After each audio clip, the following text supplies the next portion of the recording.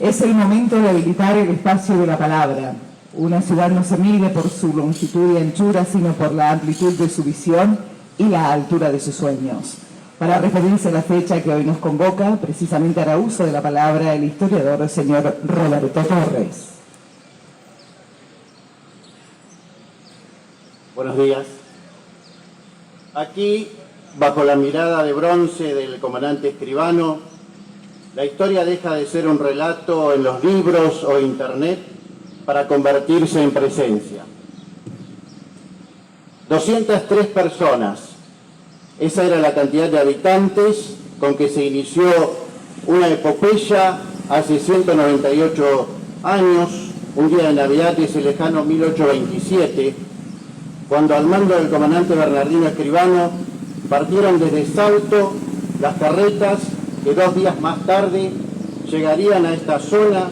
para comenzar a levantar a pocas cuadras de aquí el Fuerte Federación, luego Fuerte Junín,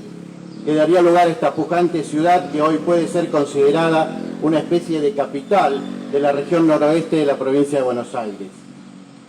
Pero todo estaba por hacerse. Una zona y una geografía completamente distintas a la que hoy conocemos, inclusive hasta difícil de imaginar. Como a veces puede resultar difícil de pensar que en este mismo lugar, donde hoy estamos rindiendo homenaje al fundador de Junín y a aquellos hombres y mujeres pioneros,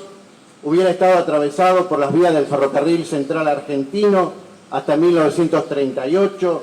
y que fueron adquiridas por el intendente Juan Alejandro Borchet,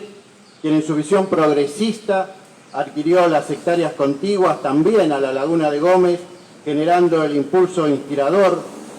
del lugar que 100 años después es Parque Natural Laguna de Gómez, declarada la joya rural bonaerense 2025. Esos visionarios generaron el Junín que hoy vivimos y que se proyecta al futuro, pero también lo generaron hombres y mujeres con un inquebrantable espíritu de seguir adelante pese a las dificultades. Hoy también, a casi 200 años, es muy difícil imaginar que hubo allá por 1830 un momento de quiebre en la historia juninense, cuando el Federación fue devastado por los ataques continuos, inclusive generando la carencia de caballos para garantizar el traslado mínimo de soldados y víveres necesarios. Ahí aparece una figura que pareciera haber sido olvidada en cierta manera por el tiempo, pero que debemos traer a la vigencia, como lo fue el entonces comandante de la frontera norte, don José María Cortinas. Fue este militar a quien Rosas confió la misión de restaurar ese fuerte devastado y casi despoblado, y junto a un puñado de pobladores que resistieron las situaciones límites y más allá de lo que cualquier ser humano podría soportar sin doblegarse, llegaron a lograr esa meta junto con otros como Blas Mancebo, un estanciero de Arroyo Dulce que se comprometió con el gobierno a construir galpones y diversas obras en el fuerte